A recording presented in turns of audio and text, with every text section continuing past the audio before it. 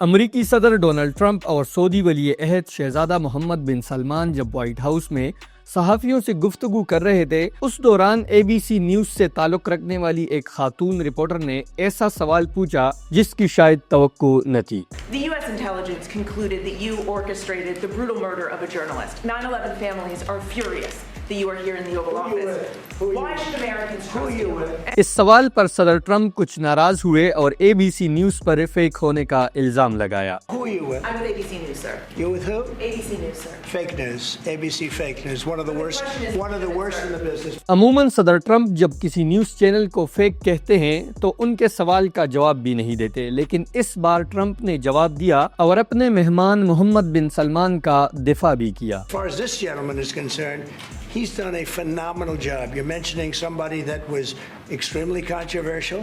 A lot of people didn't like that gentleman that you're talking about. Whether you like him or didn't like him, things happen. But he knew nothing about it, and we can leave it at that. You don't have to embarrass our guest by asking a question like that. آئیے پہلے یہ جانتے ہیں کہ Jamal Khashoggi کون تھے اور ان کا قتل کیسے ہوا۔ جمال خاشقجی ایک سعودی صحافی اور تجزیہ نگار تھے۔ وہ سعودی حکومت کی پالیسیوں پر کھل کر تنقید کرتے تھے۔ مبینہ ریاستی دباؤ کی وجہ سے وہ 2017 میں امریکہ منتقل ہوئے اور خود ساختہ جلاوطنی اختیار کی۔ انہوں نے واشنگٹن پوسٹ کے لیے کالم لکھنا شروع کیے اور ان میں بھی سعودی حکومت کو لے کر سخت تنقیدی رویہ اپنایا۔ جمال خاشقجی کی منگیتر کا تعلق ترکی سے تھا اور ان کا نام خدیجہ چنگیز تھا۔ 2 اکتوبر 2018 کو جمال خاشقجی استنبول میں قائم سعودی قونصل خانے گئے تاکہ وہاں سے کچھ دستاویزات حاصل کرے جو ان کی شادی کے لیے ضروری تھے، لیکن قونصل خانے میں جانے کے بعد وہ کبھی باہر نہیں آئے۔ جمال خاشقجی کو قونصل خانے کے اندر انتہائی بے دردی سے قتل کیا گیا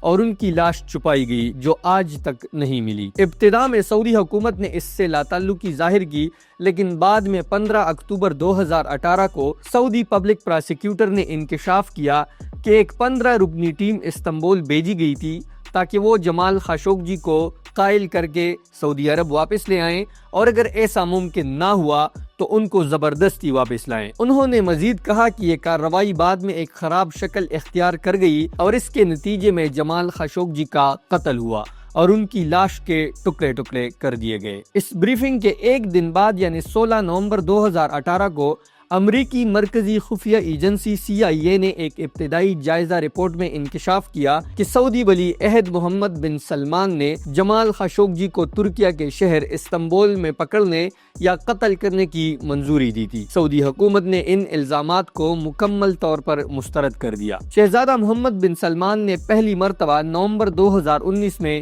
اس قتل کے بارے میں CBS نیوز کے پروگرام 60 منٹس میں بات کی۔ Did you order the murder of Jamal Khashoggi? بلا شك لا. Absolutely not.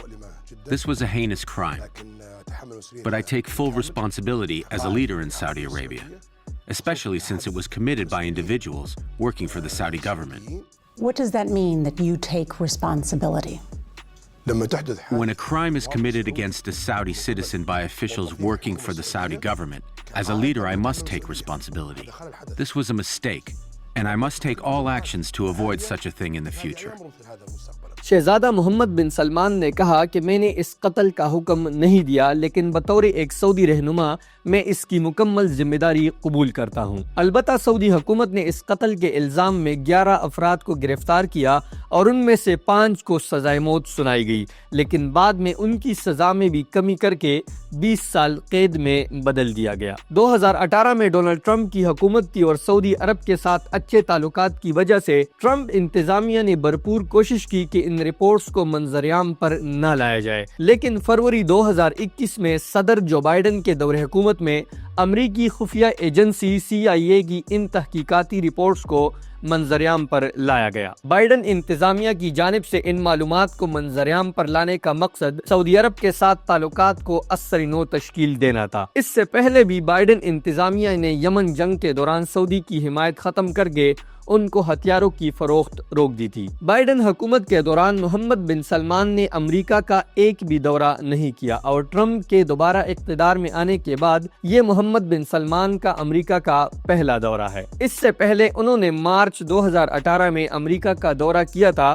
اور تب بھی ٹرمپ ہی امریکہ کے صدر تھے۔ حالیہ دورے میں شہزادہ محمد بن سلمان کو جو پروٹوکول دیا گیا اس سے صاف ظاہر ہوتا ہے کہ ٹرمپ انتظامیہ سعودی عرب کے ساتھ اچھے تعلقات رکھنا چاہتی ہے۔ شہزادہ محمد بن سلمان نے اس دوران امریکہ میں سرمایہ کاری 600 ارب ڈالر سے بڑھا کر 10 ارب ڈالر پر لے جانے کا بڑا اعلان کیا، جس پر ٹرمپ نے کہا کہ یہ بات مجھے بہت پسند آئی۔ اس کے علاوہ ٹرمپ کے داماد جیریڈ کشنر اور ان کے بیٹے بھی سعودی عرب کے ساتھ کاروبار کر رہے ہیں۔ 2018 میں ٹرمپ نے سعودی حکومت کے ساتھ اچھے تعلقات خراب نہ کرنے کی وجہ سے یہ رپورٹس پبلک نہیں کیے، اور اب نومبر 2025 میں ٹرمپ نے خاشقجی کے معاملے پر محمد بن سلمان کا بھرپور دفاع کیا۔ وائٹ ہاؤس ملاقات کے دوران جمال خاشقجی سے متعلق سوال کا جواب دینے کے بعد ٹرمپ نے اس بات کو ختم کرنا چاہا، لیکن سعودی ولی عہد نے کہا کہ اگر آپ کی اجازت ہو تو میں جواب دے دیتا ہوں۔ 2019 میں CBS نیوز کو دیے گئے انٹرویو میں محمد بن سلمان نے جو موقف اختیار کیا تھا